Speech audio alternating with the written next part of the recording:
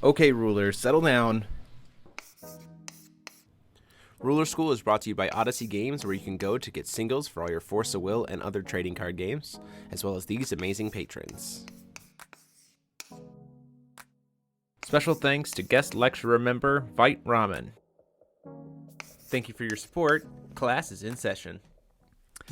Hey there, rulers. Welcome back to the Tournament Report with yours truly, Paul Reissmann. And today we'll be taking a look at the recent GP that I was at in Minnesota, at the Games and Geek GP there. It was an awesome time. So many different rulers, so many interesting plays on camera. And for all of you who were there and said hi, thank you. I mean, that was great. I mean, I rarely get to see anyone who views the channel in person, so that was awesome. But without further ado, let's just go into the ruler breakdown for this today. So as you can see on this breakdown, which is of course on our Facebook, so that's Ruler School TCG on Facebook, check us out right there.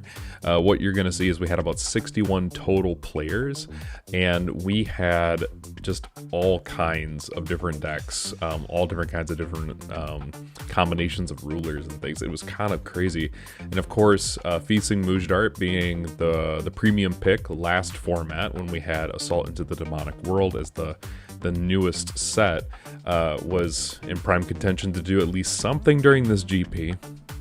And so you're going to see about 13% of the deck percentages coming out from that deck specifically. That was about 8 deck lists though. So the most that any deck was represented was 8 out of 61 players.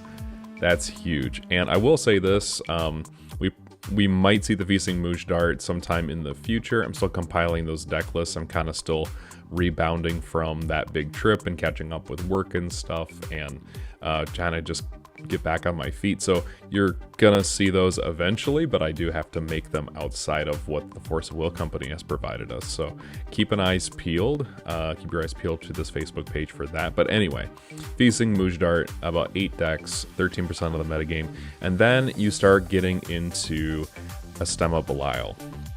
This is the aggro deck pick of choice, but it's a weird aggro deck in that it's very flashy. It has the capacity to put a lot of damage on board, but because it can't win the game, it has to play this really interesting control game. So it has a lot of firepower, but because it can't win the game, it just sort of is held back a little bit. Of course, the deck that I would play if I were going into this event in particular, Wolfgang 2, there were about 6 decks of that. And then from there, we go from Carlina Belial to Carlina Dante. Some of those Carlina Dante lists were the Turbo Stand list that Ryan Miles was playing and topped with as well. But then you get interesting things like Violet with Kyron Lucas, just barely not making it into the top 8. Beatrice Belial, one of the personal favorite combinations of mine, just because it is a little bit more fun, I guess is the way I would put that. Belial Dante. Really important ruler combination. You're going to see there were only a couple of players playing this. I think there were actually only 3 players playing this combination, and 2 of them made it into the top 8, including the Bremonts. And then Olivia, there was only 2 Olivias, and then everything else was like kind of off kilter, right? We had like Sword Farias, and we had like other combinations of Fallen Angel rulers, and that was really it. There were really no other 6-age rulers being played outside of Feasting Mujdart and then a sided Almerius. But that is just, sort of like the 30,000 foot view. Let's get into the top deck lists that were so graciously provided by the company. And this made my work a little bit easier too, and these look really great. So let's start with 3rd place. So let's talk about Cal Tuma's list, the man with the flower crown himself. So this is your quintessential Astema Belial list. You're going to be seeing things like Virgil kind of taking a back seat, but things that are really important to recognize are things like Choir of the Angels, Prideful Rule to blow things up, Suyas as ways to neg your opponent's board state. And honestly, Cal was doing a lot of work with this. And then your win condition is, of course, to make it so that Astema isn't alive anymore, and so you're able to bring in Stan and just win the game. Beginning of a Fairy Tale saw a big resurgence because it makes tokens, but it also draws you a card, which can be kind of important in these matchups. And then it's kind of just this control list, right? Remove your opponent's graveyard, have a Gradius, have the Charlotte's Tiger Magic to turn off your Astema. Things like this are really important to the deck. And then, of course, the granddaddy of them all is a couple of Inferno. Probably the most important card next to Virgil inside this entire format so far, at least in my opinion. This stuff was really interesting to watch. It was very intricate and was, again, like I said, aggressive. But because of that drawback from Astema, strangely also very controlling. It was a very interesting kind of deck to see played. But we'll go now into Ian's list. So Ian, top 2, so he got an invite, which is great. So congratulations to Ian for this, and Cal also getting an invite because things passed down at this point in the season. This was the Bremont clan's sort of creation in response to what they had been testing. And what you're going to see in this list is you're going to see a lot of cancels in Girion and in number 13. You're going to see things like Inferno, which are maxed out at 4 copies. Even though they're not playing Astema, Inferno is still being played.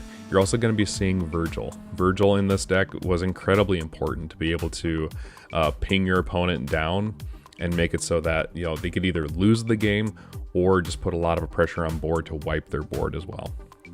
4 Black Witch, 4 Prideful Rule, 4 Dark Alice's Smile, a few copies of Belial's Castle to make additional tokens, and then just Erythropia Stones being able to make it so that they could recharge their God's Arts and do just honestly really crazy and awesome things.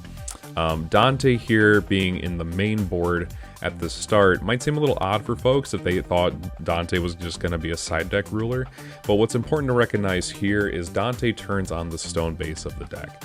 So Dante's able to flip on turn 1, regardless if you have coin or if you get your first stone, all your stones will tap for black, meaning that you can flip Dante, get your Virgil, and have a 10-10 on board with swiftness that can swing into your opponent and then put a lot of pressure very early on in the game. And then you can turn off your opponent's graveyard and their RFG using Dante's God's Art, which is a really handy thing to have, and have it be recharged as well also provide some utility to the deck. Of course, you have Satan in the sideboard, which is something you can tag out into if you need to, but then you have Battle Comes to an End and Carlina to be able to pick apart other decks where that would be really useful. And then you're also going to notice Secret Duel in the Moonlight. We got kind of some inklings of this card.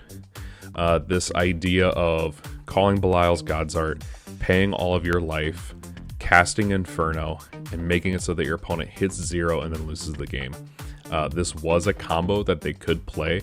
I don't know how often Ian went into this in the times where he was not on stream and how useful that was overall. But that's just some spicy tech right there. That is awesome. Necronomicon Barrier, also really important. Stops a lot of triggers from going off. And then, of course, the Angel of False Life. This was also another card that we did not see a ton of being played at the GP, but what this does against Belial decks is it cuts their life in half, which is pretty important in that matchup. This also gets around Belial's God's Artifact, which says you cannot take damage, but you can still certainly lose life, so that's an important thing to recognize. This deck was very intricate. It was also really interesting to see it played against Cal's list, because obviously the Belial matchup is where Ian's deck should have done really, really well in terms of being able to go toe-to-toe with Belial, but it was surprisingly like a really good back and forth. Obviously Cal's deck could make a lot of tokens in that. And just rush Ian, where Ian is playing a little bit more of a mid-range package here. But at the end of the day, Ian went to top 2 and faced off against the winner, Brandon Velasquez. And I will say, having just interviewed him during the GP at the very, very end, this was Brandon's first ever GP, and he took home the gold, which is awesome. Fantastic. He's from out west in California, and so this deck was really interesting. This is one of only 3 copies that actually entered the entire tournament. Karlina Belial. Karlina, obviously a powerhouse with 6 Sage Stone, being able to recover and make multiple kinds of will all at once on the same turn. Obviously you have your Virgils, which are really potent to the deck, but you're gonna see some really interesting techs in here like Swarming Cthulhu's, which pair really well with Belial, because all of a sudden you have 12 you have 1200 damage on board, with not only precision and swiftness, but they also have Bane thanks to Belial. God forbid you flip Belial, then all of a sudden these things are 5/5s. And you get 4 of them, and you can play multiple copies of these as well. Beginning of a Fairy Tale also coming in handy in that regard. Prideful Rule, probably the 3rd most important card outside of Girion. Girion shapes the meta, but Prideful Rule did a lot of work inside of the meta. Girion just killed Black Witches all day from what I could see. And then Brandon is also playing Magnus Guardian Beast. This is a good way of getting out your Academy Guard of Lycion to shut down your opponent's stuff if they're not playing Karlina. Also getting a Black Witch out of the deck to shut down your opponent's searches. If you do get a Black Witch and you're at the seal requirement, you can also get one of your Green Witches, which is really cool. But then you're also seeing in the sideboard, he's doing some interesting things with his sideboard, right? He's also playing Secret Duel in the Moonlight. He's also playing the Dante in the side, which can go and get him another Virgil, which there's a 3rd copy in the sideboard. And then probably the best card against Karlina decks in general is going to be Brad, the new Brad. I know, I didn't think this card was going to be amazing, but turns out it's actually pretty darn good. Not only is it good inside of Karlina decks, it's really good against Karlina decks in the mirror match. And this card was phenomenal. It does not use Karlina's 1 spell per turn because it's an activate ability, which is really important. But going forward, I think this is going to be one of those cards where removing things from the chase is going to suddenly become more and more important, because there are cards that say you cannot cancel thing in the meta, kind of like Karlina's Castle. Super important. The last card I want to talk about here today, though, and the card that seemed very clutch, especially in the final match against Ian Bremont, was Karlina's Storm. This Storm it was not something that I was like jumping up in the air about when it first got released, or even when I saw it in my sealed pool. But when you see it next to Karlina, and you have Fallen, which would be really good in this scenario because it is a 4-drop, which means that if you God's Art with Karlina, it cannot be canceled. But in this scenario, it removes any abilities on the chase, and if you do that, you draw cards. Karlina really needs to have cards in her hand. Obviously, she's discarding cards to activate effects on your opponent's turn with things like Fallen Angel, Black Tears, Disarming Mermaid in the sideboard, Swarming Cthulhu's on your turn, cancels, things like this. You're losing cards at a pretty rapid pace. And so being able to get cards back is always really nice, but really removing all of those abilities off the chase, getting 1 Virgil ping off the chase, getting a God's Art off the chase. That card proved to be really, really good. And I did not see a lot of other Karlina decks running this, but it's amazing. These are your top 3 contenders for the GP in Minnesota. So tell me, what did you think going into this GP, and how were those expectations either met or not met? And I'm really interested in that last question. So let me know what you think down in the comment section down below. And if you're down there, make sure you hit subscribe if you're not already. Please do. Subscribing is the best way to get content like this on a regular basis, but also it's a really good way to let us know that you're plugged into the game and you're going to be getting information about it. So do us the favor and help yourself. Hit that subscribe button, hit the like button so we know you liked the video. And guys, until the next time, this has been Paul signing off.